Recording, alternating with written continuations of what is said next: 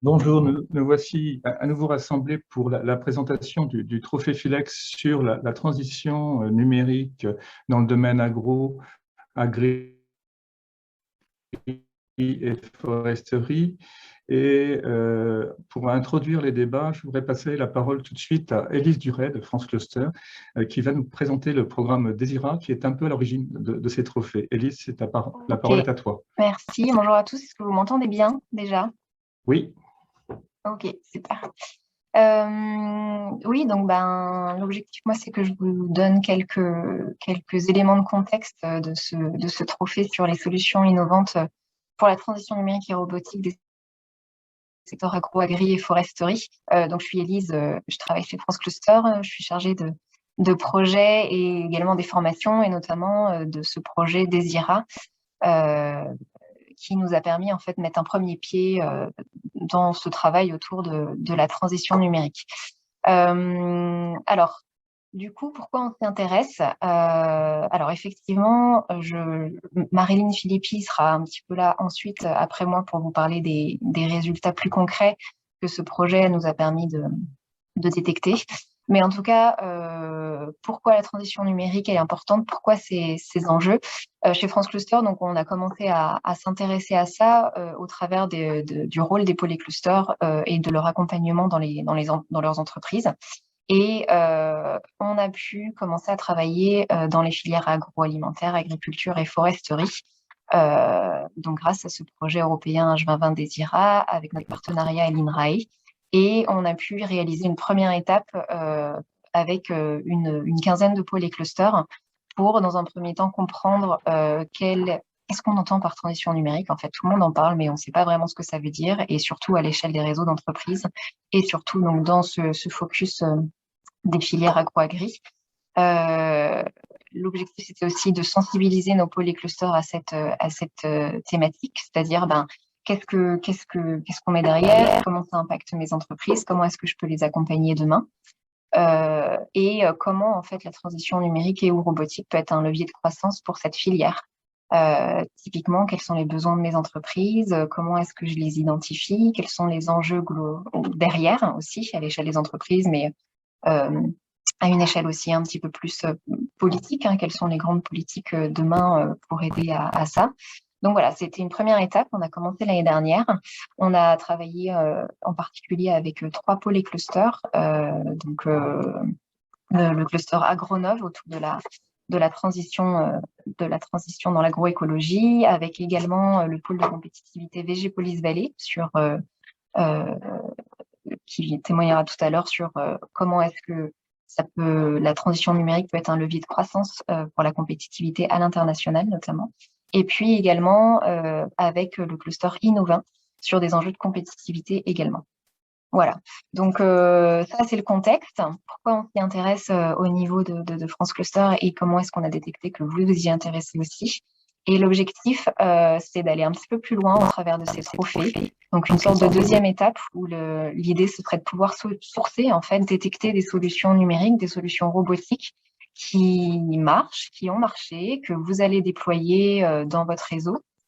Et donc ensuite, ce serait de pouvoir les mettre en lumière, les valoriser, et ensuite, bien sûr, les diffuser pour qu'elles puissent aussi inspirer d'autres réseaux d'entreprises, d'autres clusters, d'autres territoires d'industrie, et qu'elles puissent être partagées pour répondre à des problématiques très concrètes de vos entreprises. Voilà un petit peu le contexte. Marilyn, je te laisse continuer sur la présentation un peu des enjeux plus spécifiquement sur la D'accord. transition numérique au travers du projet Desira. Merci beaucoup, Élise. Donc, bonjour à toutes et à tous. Je suis ravie au nom de l'équipe. Donc, Xavier, si tu peux partager notre petite présentation. J'ai fait un petit support de façon à ce que Je cette, laisse sous les yeux, il me faut juste les droits de partage, Xavier, peut-être. donc, en fait, pour l'équipe INRAE qui est avec André Thor et Frédéric Vallée, on va vous présenter un petit peu ce projet H2020 Desira, qui est sur les impacts de la digitalisation. Alors, Élise a raison de rappeler, finalement, on se demande ce que c'est, qu'est-ce que le digital, qu'implique la transition numérique. Et en fait, ce projet, il a une hypothèse qui est que le numérique, finalement, ce n'est pas une simple innovation ou même un faisceau d'innovation, mais que c'est en fait une transformation de l'ensemble du système socio-technique à l'échelle des territoires. Et le travail que nous avons mené avec France Cluster a vraiment visé de regarder ce qui se passait dans les différents territoires et espaces. Donc, ce projet H2020, il est piloté en fait par l'Université de Pise. On a 25 partenaires autour de la table, 15 partenaires, et l'idée, ça a été de regarder d'abord le terrain. Et donc, on a travaillé sur donc, ce qu'au niveau européen, on appelle des Living Labs, c'est-à-dire la réunion d'acteurs, chercheurs, de praticiens et d'entreprises, mais que nous, dans le cadre français, on a appelé voilà, les clusters. Donc, c'est la diapo numéro 2. Merci beaucoup pour ce partage. Voilà, donc on a 28 Living Labs au niveau européen, qui sont des Living Labs à la fois ruraux, mais aussi agricoles et forestiers. C'est un projet qui avait démarré en juin 2019 pour se terminer en 2023. Et l'objectif, c'est vraiment de chercher à évaluer les impacts présents et futurs des innovations en matière de technologie numérique et les impacts que ça peut avoir sur ces clusters agri-agro, parce que l'idée, c'est vraiment d'accompagner les communautés rurales et les décideurs pour voir comment on peut eh bien, favoriser cette transition numérique et l'accompagner. Donc, dans la diapo, voilà, dans cette diapo-là, vous voyez un petit peu la localisation, et dans la diapo suivante, l'idée, c'est de vraiment se focaliser sur l'analyse des obstacles et de leviers pour favoriser cette transition. Donc, en termes de dispositifs de terrain en France, avec France Cluster, comme l'a expliqué Élise, on a travaillé en étroite collaboration avec Innovin, Agronome et VGPolis pour réaliser d'abord un diagnostic individualisé de façon à voir quel était l'état de la numérisation pour chaque cluster, de regarder quel était le potentiel et les difficultés, et puis d'identifier évidemment les acteurs. Alors globalement, le projet européen, il repose sur une idée simple qui est d'avoir une appréhension du terrain qui repose sur ce qu'on a appelé le schéma socio-cyberphysique, c'est-à-dire de regarder quelles sont les entités sociales qui sont concernées, les entités physiques, cyber, quels sont les outils numériques, les logiciels par exemple, quels sont les acteurs qui sont sur le terrain, et d'avoir une description très simple pour pouvoir aller sur le terrain, regarder les besoins, et donc ça nous a amené à faire d'abord une évaluation de l'existant, d'avoir une collecte d'informations avec des entretiens en première étape, deuxième étape, d'organiser des workshops pour discuter avec les acteurs, et puis de façon très participative, on a eu un questionnaire en ligne dont je vais vous parler qui a été mené au niveau européen dans l'ensemble des pays, et puis après la rédaction de rapports individuels. Donc ce que je vais faire maintenant, c'est de vous présenter très simplement et voilà, les résultats de l'enquête européenne au niveau global, et qui souligne un certain nombre de résultats en termes d'enjeux, avant de peut-être focaliser un petit peu plus sur les rapports individuels et les résultats qui sortent de ces 3 clusters. Voilà. Donc, sur la diapositive suivante, effectivement, les premiers résultats qu'on a sur les pratiques et la transition numérique, c'est de montrer que, d'une part, eh bien, la numérique est effectivement porteur d'opportunités pour les exploitations agricoles, par exemple, parce que ça aide énormément à la gestion, ça améliore les conditions de travail, et puis ça permet de mettre en œuvre des bonnes pratiques au niveau des exploitations et dans les relations avec les parties prenantes. On l'a vu avec la crise du Covid, le numérique a permis à accélérer les accès au marché. On pense par exemple aux plateformisations, au développement de certains circuits courts.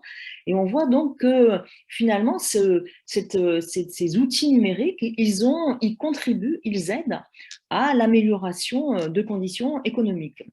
En revanche, ça souligne aussi un certain nombre de défis.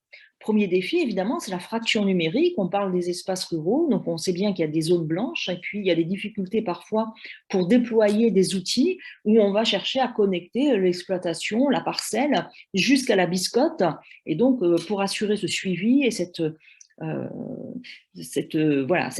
diffusion de l'information, eh bien, ça nécessite d'avoir un minimum d'équipement.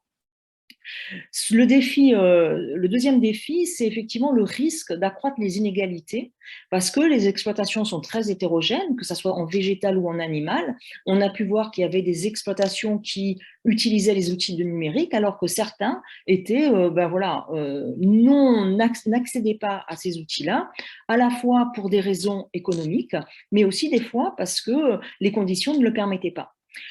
Troisième défi, c'est le management de la donnée. On voit bien qu'on collecte énormément de données, mais la question de la propriété de la donnée, la question du partage, de l'exploitation, eh bien, ça, c'est un défi qui est important parce que ça va rejoindre la question de l'asymétrie des pouvoirs dans les filières. Et en France, on est très sensible dans les filières agro-agri du fait qu'on a des acteurs qui ont des poids différents et qui donc peuvent capter la donnée et l'utiliser à leur avantage. Alors, les éléments de basculement au niveau européen, ce qu'on voit sur l'accélérisation de la numérisation, c'est déjà, par exemple, le recours à l'agriculture de précision, qui est un facteur très important pour permettre aux acteurs d'utiliser et de développer les solutions numériques. C'est également la nécessité d'avoir un besoin en intelligence artificielle et d'avoir cette… Voilà, quand on accède ou pas, on voit que c'est un facteur différenciant.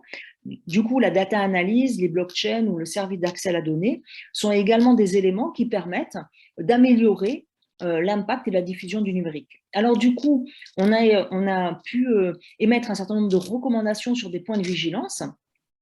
La première, elle touche aux infrastructures et aux compétences. Il faut faire attention à cette fracture numérique qui est réelle et qui peut poser des problèmes et donc accroître les inégalités. Deuxième point de vigilance, c'est le besoin de co-construire des solutions et on l'a bien vu avec France Cluster dans les différents échanges que nous avons eus avec les clusters, que ce soit agri-agro, mais aussi du numérique. L'idée, c'était vraiment l'importance d'avoir des collaborations et des co-constructions pour améliorer les outils en fonction des besoins. Et puis, dernier point de vigilance, c'est les modèles de gouvernance de cette donnée et des modèles qui aujourd'hui nécessitent de nouvelles façons de travailler entre des acteurs publics, mais aussi avec la société pour tendre vers le développement durable. Donc ça, ce sont des éléments qui ressortent de la première analyse des questionnaires en ligne qui ont été menés au niveau européen. Et si maintenant on veut rentrer un petit peu plus dans le détail sur comment améliorer la transition numérique, nos 3 clusters qui ont été… qu'on remercie beaucoup parce qu'ils nous ont ouvert leurs portes et puis ils ont beaucoup travaillé et ça a été un investissement important mais en même temps très intéressant. Eh bien, on voit qu'au niveau, par exemple, français et de ces clusters, on a un certain nombre de freins. J'en ai sélectionné 4. C'est d'abord le fait que, contrairement à une idée reçue, c'est pas tellement une question d'âge qui favorise l'adoption des outils numériques, mais plus l'appétence. Et donc, en fait, on sort un petit peu de cette idée qui est de dire que les jeunes sont plus à l'aise avec les outils numériques, c'est vrai, mais en même temps, dans l'agriculture et l'agroalimentaire, on se rappelle que l'utilisation d'outils numériques, il ne date pas d'aujourd'hui, et que donc, en fait, c'est vraiment important de souligner cette question d'appétence. Deuxième point, deuxième frein, c'est qu'en fait, la donnée, c'est un gisement de valeur, un gisement énorme, mais en fait, aujourd'hui, encore trop peu exploité. Et donc, ça nécessite vraiment de prendre ce sujet-là de manière d'accorder vraiment beaucoup d'intérêt ou d'importance à cette question-là, de manière à favoriser une meilleure diffusion du numérique. Ça, c'est un troisième frein qui est ressorti des enquêtes et des entretiens avec les acteurs, c'est qu'effectivement, on a beaucoup de fournisseurs de solutions et que parfois, pour les usagers, ce n'est pas très clair de savoir quel est le bon outil ou bien quelle est la bonne solution à mettre en place. Ça peut être coûteux en temps, en compétences, en investissement financier. Et puis des fois, il y a des solutions qui sont plus frugales et qui pourraient être mieux utilisées. Donc, on a un manque d'interopérabilité entre les différents outils pour qu'ils communiquent, et puis le besoin d'un langage commun. Et donc ça, c'est vraiment quelque chose qui est pointé comme un besoin important à résoudre. Et puis, bien sûr, l'existence de zones blanches et de mauvaise connectivité. Alors, du coup, et c'est peut-être pour ça que ces trophées de l'innovation Philex vont être importants, c'est qu'on a des leviers d'action. Et ces leviers d'action, eh bien, en fait, on va dire qu'ils sont au nombre de 3. Le premier, c'est le besoin de développer des outils pratiques, c'est-à-dire qui sont faciles d'usage et qui répondent à des besoins concrets. Donc, que ce soit en termes de maintenance, de coûts, de formation, ça, c'est vraiment quelque chose de très important qui est ressorti comme étant la possibilité d'améliorer et de trouver des solutions concrètes. Le deuxième point qui est ressorti très fortement, c'est en fait le rôle du collectif. Alors que ça soit via des coopératives agricoles, coopératives CUMA, le besoin de travailler ensemble pour réduire des coûts reste tout à fait important, mais également le fait de dire qu'on a besoin de faire émerger de nouvelles formes d'accompagnement et donc de réfléchir à les compétences, le travail avec les dirigeants d'entreprise, qui sont vraiment la clé d'entrée pour travailler sur cette question de la transition numérique. Mais vraiment, voilà, quels sont les besoins et les évolutions du coup de métier dans l'accompagnement pour aider les entreprises à acquérir ces nouvelles compétences, à identifier les leviers d'action et puis mettre en place des solutions concrètes, simples, pour répondre aux besoins qui sont très importants, très diversifiés. L'agriculture et l'agroalimentaire, en fait, sont des secteurs où on trouve du numérique, mais qui restent parfois sur des petites niches. Donc, on a besoin de trouver des solutions appropriées.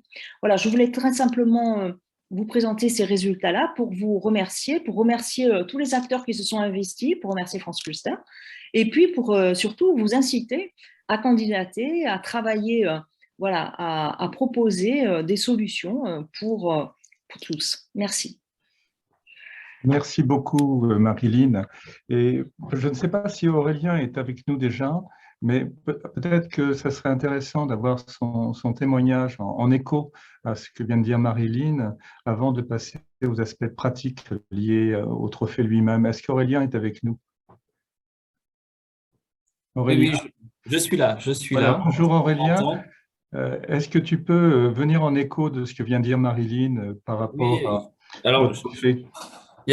Alors, par rapport au trophée, puis par rapport à ce qui a été dit, il y a plusieurs choses sur lesquelles je vais abonder dans le sens de Marilyn, parce qu'il y a des constats qu'on fait, et c'est aussi des constats terrain. On met des mots sur des choses, des ressentis, donc c'est structurant. Je rajouterais même que dans les leviers, dans les processus de création, on a tendance, comme dans les pôles et dans nos adhérents, c'est beaucoup des gens on va dire, scientifiques avec des approches pragmatiques ou économiques. Et il manque un peu des fois le regard social. Quand on crée des innovations, on a tendance à se dire, vous avez un cahier des charges, la solution en face, banco, tout marche, le processus d'adoption est fini. Et en fait, on vient tout juste de commencer le processus. Il reste toute une phase derrière. Et on a tendance à croire que l'être humain, ou l'homme, ou l'agriculteur avec un grand A, est un être rationnel et donc il va réagir de manière rationnelle à l'apport d'une nouvelle technologie. C'est une erreur de conception. Ça reste un être globalement irrationnel. Il va avoir le levier par rapport au ressenti sur les solutions. On a eu pas mal de retours de professionnels qui nous disaient voilà, finalement, on me demande mes besoins, après on fait des solutions et on me revient avec un devis et il faut que je paye pour avoir ma solution. Et finalement, la solution, elle peut être très bien techniquement, mais vu que socialement parlant, le processus, il n'a pas été bien mis dedans et tout, en fait, il va réagir de manière négative à l'approche de la nouvelle solution. Si son voisin lui a dit « méfie-toi, il y a telle solution », voilà, et ben ça, c'est un truc qui est non plus irrationnel dans son échange.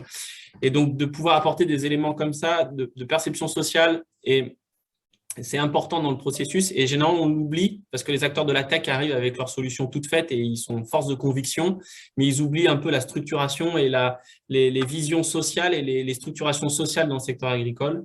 J'ai tendance aussi à dire, et on a un travail un peu plus localisé en Centre-Val de Loire sur ce type de choses. On travaille avec l'Université de Tours aussi sur des questions de la filière semences et plants parce qu'il y a une filière un peu particulière avec des profils très particuliers, très en appétence technique, avec le côté débrouillardise. Et donc, du coup, ils ont des fonctionnements assez particuliers vis-à-vis de la tech et leur perception de la tech et des relations qu'ils ont avec les fournisseurs de technologie. Et ce qui est mis en évidence dans ce qu'on travaille, c'est que quand les solutionneurs n'ont même pas fait le travail de comprendre comment fonctionnait la filière, eh ben, ils sont garantis d'une chose, ils sont garantis de l'échec de leur solution, puisqu'ils ont oublié quelque chose, c'est que pour adopter une solution, il faut bien savoir où est le jeu d'acteurs, qui préconise, qui drive le marché, qui l'influence. Voilà. Et donc, ça, c'est des éléments qui sont importants. Donc, je peux réabonder que dans ce sens-là, dans le résultat des travaux. Après, si je dois faire pourquoi le trophée, parce que je suis très bavard et donc il faut que je fasse attention. Non, tu es dans les temps, à mes choses. Mais l'intérêt du trophée, je trouve que c'est aussi mettre en avant des accompagnements qui sont faits. Alors, on en fait chez nous, mais je sais que mes confrères Pôle et Cluster font les mêmes choses, puisqu'on est sur le terrain et on est confronté à ces choses-là. C'est des exemples d'accompagnement. On a candidaté, moi j'en ai un, mais alors filière Viti, alors je sais que dans le projet c'était mes amis d'Innov20, mais on est aussi dans la Viti. Et typiquement, c'est un projet sur la question des tours antigel. Si je vous fais l'histoire, et j'espère que la candidature, on la publiera, c'est des viticulteurs qui nous ont dit finalement, c'est sympa, la technologie, on nous a dit d'acheter des tours antigel. Une année, on nous dit de chauffer. L'année suivante, on nous dit qu'il ne faut pas chauffer. Nous, tout ce qu'on voit, c'est quand on chauffe, on paye le fuel. Et quand on ne chauffe pas, on fait des économies, mais on ne sait pas s'il y a une vraie différence en fait, dans la protection de nos vignobles. Et donc, qu'est-ce qui se passe en gros, réaction, c'est-à-dire les apporteurs de solutions m'apportent des boîtes noires. Je ne comprends pas. Je veux un projet pour savoir comment ça marche et comment on peut améliorer ça. Et donc, finalement, on a travaillé avec des acteurs de la GTEC, des gens comme Weather Measure, Scanopy, enfin, des acteurs comme ça, qui se sont mis autour de la table, même avec l'INRAE, pour travailler des solutions. Et ce qui est assez emblématique dans ce projet, c'est que le pilote et le comité de pilotage de tout le programme, c'est le groupe des viticulteurs. C'est-à-dire qu'ils sont pleinement impliqués et ils ont été appliqués à l'émergence du projet, au fonctionnement et à la valorisation des projets. Ce qui fait que tout le long, et ça, c'est un projet aujourd'hui, c'est le projet SICTAG, s'il y en a qui veulent aller voir, c'est SICTAG. Et c'est un projet qui est assez emblématique d'accompagnement, quand on est à la co-construction, d'accompagnement qui peut marcher. Vraiment. Voilà. Si dans mon topo, il était pas forcément hyper bien structuré, parce qu'on m'a dit, tu as 5 minutes, tu peux parler de ce que tu veux. Non, mais merci Aurélien, c'était très clair. Et on voit par ces exemples tout l'intérêt de cette réflexion. Et on voit aussi, grâce à la présentation de Marilyn, toute l'étendue du champ qui est couvert et qui peut toucher de nombreux clusters, et pas forcément des clusters qui sont aujourd'hui aussi dans l'agri-agro ou la foresterie, mais qui viennent du numérique ou d'ailleurs. Et je vais passer la parole maintenant à Élise et à Xavier qui vont nous présenter la technique de ce trophée et du mode de soumission et de sélection. Élise ? Oui, je suis là, je me reconnecte. Oui, alors pour revenir sur les aspects très, très concrets, donc on a parlé des trophées. Maintenant, comment on fait pour candidater? Donc, pour récapituler, donc, nous, on recherche au travers des trophées des solutions robotiques, numériques, qui adressent des problèmes de vos entreprises dans les secteurs agro, agri, foresterie, végétal, si on élargit aussi un petit peu avec ce que Aurélien vient de nous dire. Donc, le profil attendu, c'est vraiment que vous puissiez, en fait, sous un binôme, c'est-à-dire le pôle, le cluster, le territoire d'industrie avec votre entreprise, donc vous répondez en binôme, pour présenter, alors, soit une solution numérique ou robotique qui a été adoptée par une entreprise ou qui va être adoptée par une entreprise, ou alors, donc là, vous positionnez plutôt votre pôle et une entreprise agro-agri-foresterie qui a un retour d'expérience et qui veut valoriser ça. Ou alors, ça peut être aussi un pôle cluster réseau territoire d'industrie agro-agri qui va candidater avec une entreprise très numérique, elle qui est offreuse de solutions. Voilà, donc il y a vraiment deux manières de répondre à ce trophée. Ensuite, donc, votre solution innovante, elle peut s'inscrire dans plusieurs catégories. Alors, c'est pas exhaustif, mais en tout cas, c'est pour vous donner des idées. Ça peut être une solution qui touche à la commercialisation, ça peut être une solution qui touche au process, ça peut être une solution qui touche à la production. On parle aussi de la plateformisation. Voilà, donc le champ est assez vaste. C'est des solutions soit qui sont déjà sur le marché, donc déjà testées, soit c'est des solutions qui sont en cours de développement. Donc ça peut vraiment être un projet, hein. L'idée, c'est qu'on puisse avoir le plus de retours possible, être le plus exhaustif aussi possible dans ce qui marche dans les réseaux. Voilà, donc c'est globalement ça sur le profil. Ensuite, très concrètement, il faut aller sur le site web de Philex France. Il y a un onglet Trophée 2021. Et il y a un formulaire qui est très très light, hein, à remplir. Vous êtes quand même assez libre sur la manière de présenter la solution innovante, et vous êtes aussi libre sur la manière de présenter l'accompagnement que votre pôle cluster peut faire dans le déploiement de cette solution. La deadline, c'est le 30 octobre prochain, et ensuite on fonctionne calendairement. Alors tout d'abord avec un jury de sélection qui se réunira début novembre pour élire 3 nominés. Si vous faites partie de ces nominés, on vous proposera en fait de pitcher vos solutions, alors toujours sous la dimension binôme, hein, sous un format webinaire également qui sera enregistré et diffusé largement, parce que en fait ça va donner lieu à un vote public. Donc en fait de novembre jusqu'au 1er décembre, notre événement Philex France et l'élection du lauréat, on va mobiliser la communauté pour qu'il y ait un vote public entre justement ces 3 lauréats. Donc, c'est un petit peu ça sur comment ça va se passer sur les aspects techniques et logistiques. Est-ce que Xavier, j'ai tout dit, tu veux rajouter des choses peut-être? Non, c'était très bien. Évidemment, la cible première, ce sont les clusters agro, agri, foresterie, comme tu l'as dit.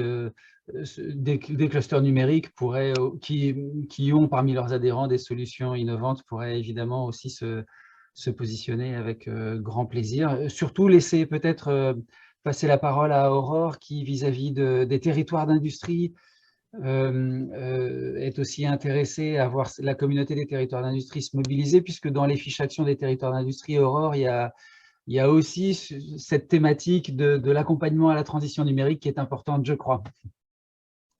Oui, tout à fait Xavier, merci beaucoup. Bonjour à tous. Donc, je représente l'Agence nationale de la cohésion des territoires, qui est un partenaire au niveau national de France Cluster. Donc, nous avons le plaisir de soutenir globalement le forum Philex et l'ensemble des 3 trophées thématiques Philex pour cette édition 2021.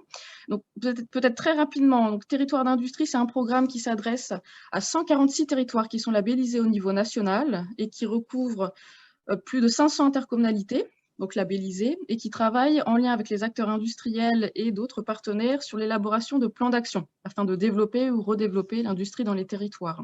Dans le cadre de ces plans d'action, les acteurs peuvent adresser différents enjeux de transition, enjeux de transition énergétique, transition écologique. Nous avons évoqué avec le trophée précédent sur le bien vieillir les enjeux de transition démographique. Et sur ce second trophée, nous pouvons aborder les enjeux de transition numérique et digitale, ou peut-être plus globalement aussi de l'industrie 4.0, industrie du futur. Donc Élise a évoqué tout à l'heure des actions en matière de solutions numériques, robotique, vous avez évoqué aussi l'intelligence artificielle. Donc ce sont des thématiques que les territoires d'industrie peuvent tout à fait aborder et développer dans le cadre de leur plan d'action. Donc, il nous a semblé tout à fait intéressant avec France Cluster de pouvoir élargir la candidature à ce trophée Philex au territoire d'industrie, avec l'intérêt aussi de pouvoir valoriser un binôme entre l'entreprise, le porteur de la solution innovante, et plus globalement le territoire d'industrie, ce qui permet aussi de dupliquer les impacts dans les territoires, et en particulier dans ces territoires d'industrie. Et donc, il y a aussi un enjeu de valorisation des collaborations. L'enjeu de co-construction a été évoqué tout à l'heure par Madame Philippi. On est vraiment dans cette logique avec territoires d'industrie, et donc il est important que des territoires d'industrie puissent aussi valoriser leur action en lien avec le réseau d'entreprises dans le cadre de ce trophée. J'ai essayé de tenir le… Non, merci beaucoup Aurore, c'était très clair et très complet. Nous arrivons maintenant au terme de cette présentation. Je voudrais passer la parole à Xavier pour une brève conclusion. Candidater nombreux. Oui, enfin voilà, non, c'est vrai que vous ne le faites pas pour nous, c'est plutôt nous qui organisons ces trophées pour vous, pour valoriser vos initiatives, pour organiser ces mises en relation, pour essayer de les booster, etc. Donc voilà, On vous espère nombreux à vous manifester dans cette initiative pour qu'on puisse relayer et puis accompagner par ce biais-là, à notre modeste mesure, ce grand enjeu de la transition numérique qui aura un impact, bien sûr, comme ça a été évoqué par les précédents intervenants, au-delà de l'agro-agri-foresterie, puisque l'idée, c'est qu'en gros, on fasse des petits dans les autres domaines d'activité, voilà, dans d'autres domaines d'activité dans lesquels la communauté des clusters, des pôles et des territoires d'industrie sont naturellement très investis. Voilà, je m'en arrête là. Merci encore, merci à tous et puis maintenant à chacun de présenter ses projets. Au revoir. Et bonne chance.